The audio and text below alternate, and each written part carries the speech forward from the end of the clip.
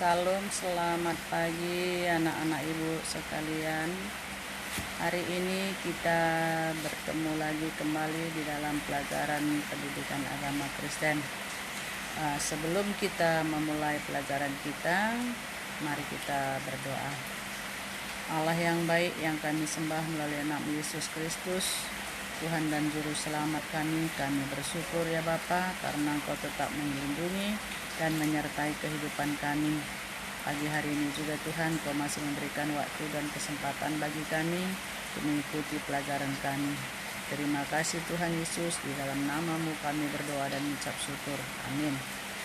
Jadi hari ini kita lanjutkan pelajaran kita, yaitu lanjutan dari bab 5 bagian E.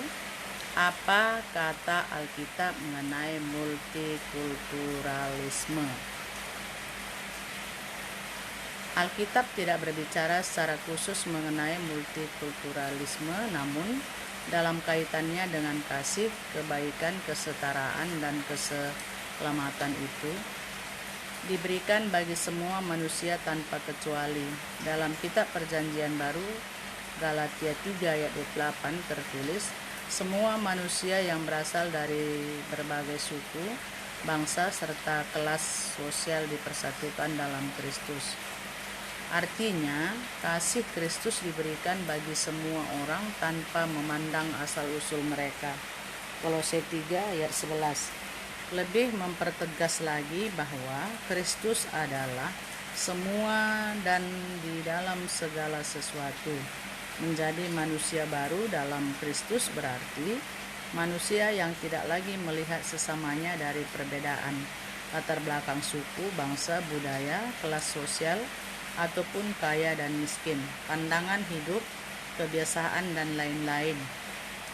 Menjadi manusia baru artinya orang beriman yang telah menerima keselamatan dalam Yesus Kristus wajib menerima, menghargai, dan mengasihi sesamanya tanpa memandang berbagai perbedaan yang ada.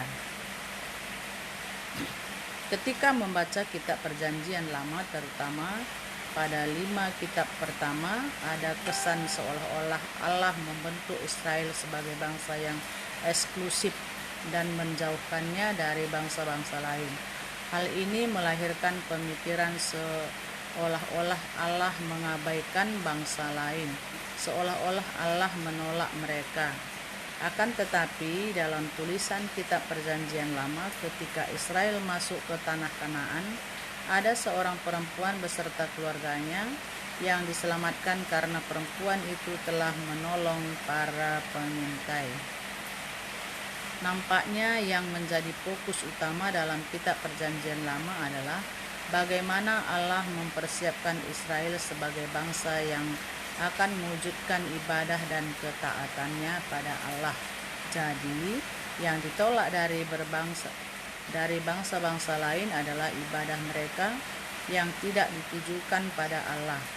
Jika orang-orang Israel bergaul dengan bangsa-bangsa itu dan mereka tidak memiliki kemampuan untuk menyaring berbagai pengaruh dari budaya dan ibadah mereka, maka akibatnya bangsa itu akan melupakan Allah dan tidak lagi beribadah kepadanya. Sebagai remaja Kristen, dalam membangun multikulturalisme harus berpedoman pada ajaran iman Kristen, pergaulan dan kerjasama dengan orang-orang yang berbeda suku, budaya, adat istiadat, kebiasaan, cara pandang, cara berpikir, dan apa agama yang berbeda diharapkan semakin memperkuat iman kamu kepada Allah. Mengapa? Karena dari keberagaman itu kamu dapat merenungkan betapa luar biasanya Allah yang telah menjadikan manusia dalam keberagaman. Dengan begitu kamu dapat menerima dan menghargai berbagai perbedaan yang ada. Yesus sendiri mengemukakan sebuah cerita mengenai orang Samaria yang murah hati untuk menjelaskan pada para pendengarnya mengenai siapakah sesama manusia dan bagaimanakah kita harus mengasihi. Cerita mengenai orang Samaria yang murah hati mewakili pandangan Yesus Kristus mengenai kasih dan pada sesama, bahwa semua orang tanpa kecuali terpanggil untuk mewujudkan solidaritas dan kasih bagi sesama tanpa memandang perbedaan latar belakang. Solidaritas dan kasih itu tidak meniadakan perbedaan, namun menerima perbedaan itu sebagai anugerah, dan dalam perbedaan itulah manusia diberikan kesempatan untuk mewujudkan kasih dan solidaritasnya bagi sesama. Jadi untuk pertemuan kita hari ini sekian. Tuhan Yesus memberkati. Kamu tuliskan dulu nanti materi kita ini, baru kamu kerjakan tugas-tugas yang diberikan. Terima kasih.